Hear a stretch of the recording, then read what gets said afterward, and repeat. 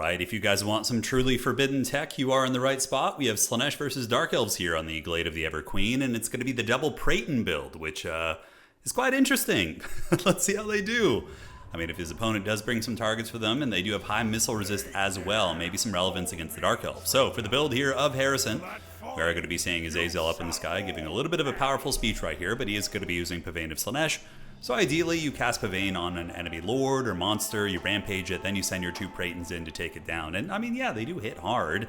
534, 60 melee attack, and they look pretty damn cool as well. So Azazel, double PREYTONs, which are anti-large poison monsters, and Marauder Horsemen of Slaanesh up in the vanguard, and the rest of the army is going to be Chaos Warriors with Hell Scourges and regular Chaos Warriors as well. Now for the build here of Ponti. Ponti is known for his Hydras and his weird, he likes the big monster Dark Elf builds, and he honestly does very, very well with them. He's an incredible player. Going to be coming in with Dread Spears, and oh my god, double Death Hag? That's so unfortunate that he brought these two chariots, which normally Slaanesh wouldn't have like an anti-large monster flying around, but homie came in with two PREYTONs, so if these things are ever going to work, ever, it's going to be against these Death Hags on the Altars of Blood here. So they have the Witch's Brew and they have the Furies of Cain. We got Witch Elves on the ground, Sorcerers in the back of Death with Spirit Legion Buna.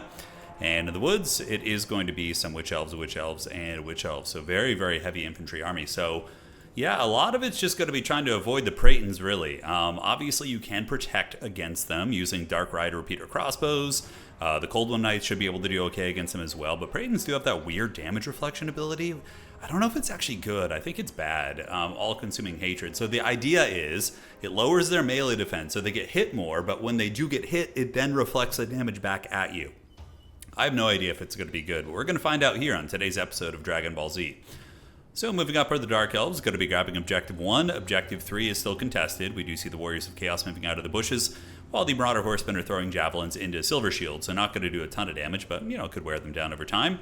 And the two PREYTONs are going to be diving into the backfield, looking at the Death Hag, which is a very juicy target, and probably going to see the first Spirit Leech on Azazel. We're actually going for the PREYTON. Okay, Azazel, probably a bit of a better target in general. The centerpiece, he's squishier, and of course does have less HP, but no, it's not a bad choice either, getting on the PREYTON there. Alright, so spears are going up, absorbing a ton of ammunition. This is honestly pretty cost-effective for Ponti here. Getting the fat javelins in the face of those silver shields, mitigating 55% of the damage coming in with the silver shield mechanic. Very, very good stuff. So Dark Elves on Objective 3 and Objective 1, and to the back we are going to be seeing some Cold One Knights getting called in. And Slaanesh does have the Pleasure Guard, which is a great choice. Pleasure Guard are going to be a counter against a lot of these units. The Witch Elves will get wrecked. I mean, even the Spear units are going to have a very bad time. But the Pleasure Guard will not be super happy to fight against Cold One Knights.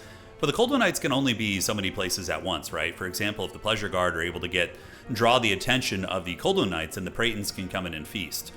And I wonder if he's going to use them to just charge. I mean, they hit hard enough that they should be able to do some good damage against Witch Elves, and Witch Elves in the front line, certainly not what you want to be doing. But the PREYTONs do move in. Let's see what their attack animations look like. We almost never see them, and they do get some damage, taking down some of the Witch Elves there, forcing them back. As they do lose a fair amount of HP. But it looks like the Druki are going to be sounding the horn of war, and the very, very elite Slaanesh army is going to be pulling back and hunkering down to try and weather the storm. I do think the Dark Elves should just wait back. Diving into Slaanesh's territory is incredibly risky, because they get the Vanguard deployment. You can call it like Pleasure Seekers, Seekers, Heart Seekers, anything fast that's going to be able to really punish you being out of position. Although pressuring the triple cap here with your core isn't the worst thing in the world. Acquiescence activated, and they are going to be battling Hellstriders, and honestly, this is going to go really terrible for these Golden Knights. Fury of Cain activated on them. That's pretty good.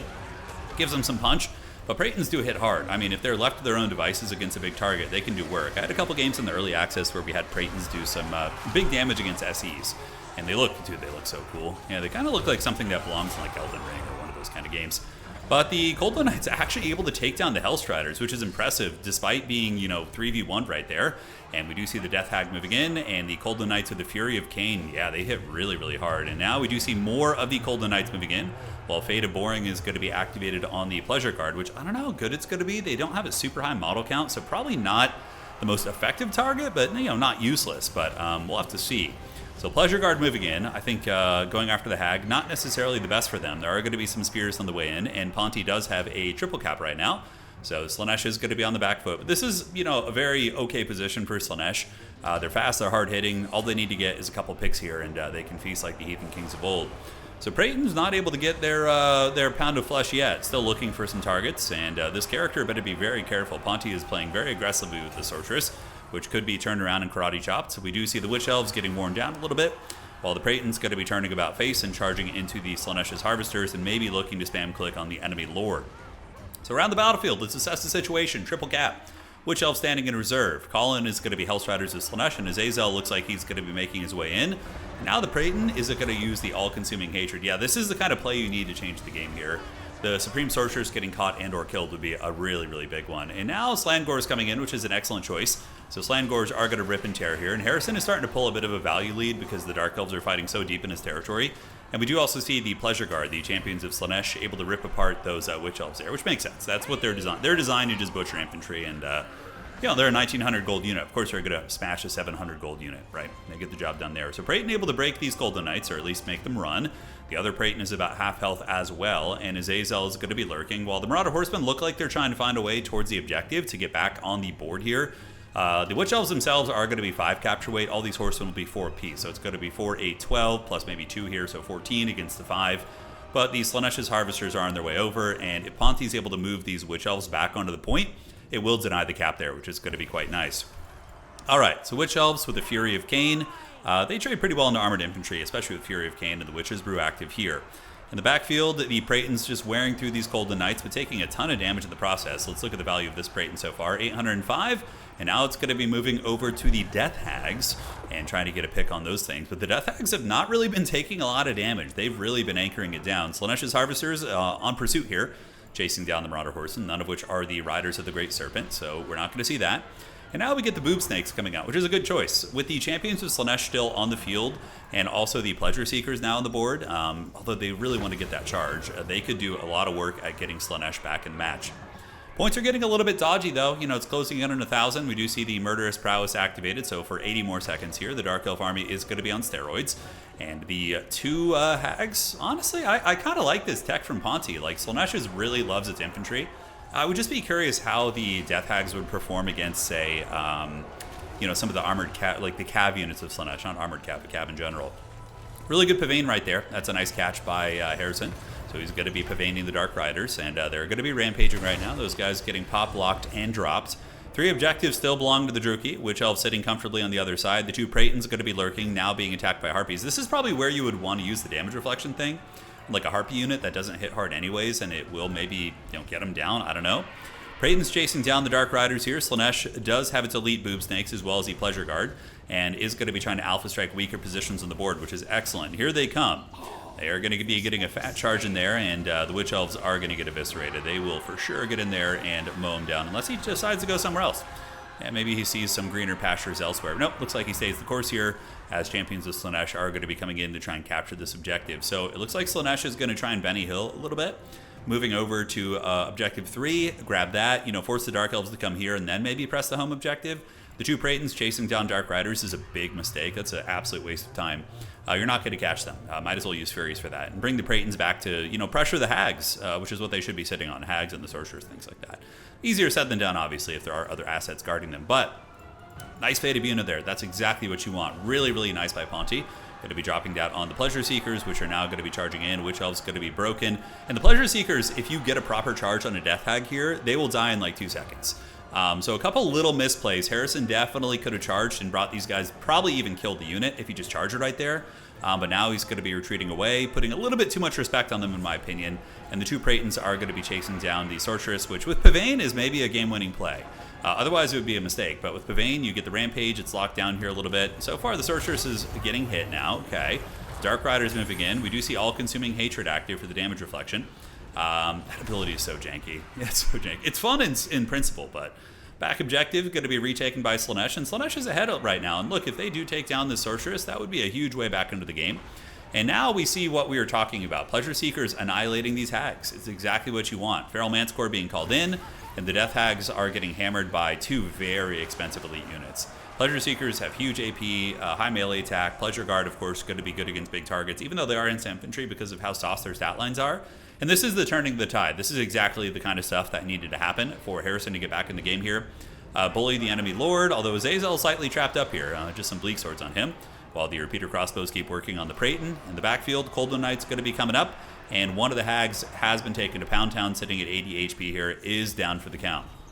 So probably what we're going to be seeing from Ponty is going to be a Helm's Deep attempt. So he's probably going to move everything he has to the back objective here. We do see Acquiescence. Really nice play there. These Golden Knights need to save this Lord. If the Dark Elf Lord goes down, Opal Amulet, nice play. Probably going to be GG. So Ponty really, really needs to get this. Oh, man. They're just... Okay, there they go.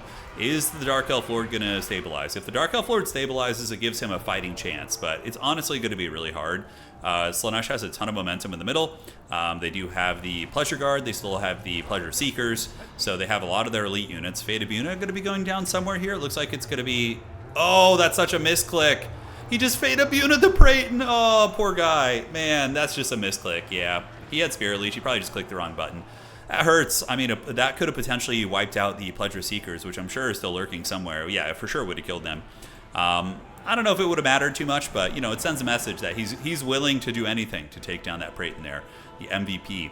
All right, so obviously he wins on 1 point, but Slaanesh has Slangors here. We do have Hellstriders of Slaanesh jumping on top of the Supreme Sorceress, and they're going to be getting in and doing some nice mulching. And, yeah, Sorcerer's going to be getting taken to Pound Town here, and the Slangors will defeat these units very decisively, and the Hag should die to the remaining Preytons, which are, ooh, Mortal Wombat back here. Look at these guys go. Pleasure Seekers, obviously a great unit, 2300. Pleasure Guard also doing very, very well. One Preyton going to be fleeing the scene, getting about 1200 value. So, hey, look, it could be a lot worse, right? It could be a lot worse. But Dread Spears are gone, as Azel's going to be making his way back in here. Dark Riders, nowhere to be seen, and that's for sure a game. I would imagine Ponty will tap out here relatively soon. Really fun match, though. Cool to see, like, off-meta stuff being played and explored. You know, there's a lot of opinions you develop when you first get your hands on things, but seeing other people get in there and try them out, it's fun. I like that he picked the Accursed Troop. Oh, did he just mind game Ponty in the lobby? So he picked the faction icon for the mask, and then he picked 2 units that would counter the units that Dark Elves brought to kill the mask, right? So Death Hags, in theory, probably would hard counter the mask. Just anti-infantry chariot running the mask over. Oh, dude, the mind games by Harrison. The pro gamer plays. All right, that's what it's all about, baby. Preytons didn't do terribly. Obviously, his opponent brought extremely ideal targets for them. They still didn't pay for themselves, but they tried their best. And yeah, the Pleasure Seekers kind of carried that game with the champions of Slaanesh. They were really, really good. All right, GG, well played. Fun game by both players, and I always love seeing Ponty playing his Dark Elves. He always brings some wild shit. And ladies and gentlemen, that will be it for tonight. You guys take care of yourselves. Adios and do widzenia.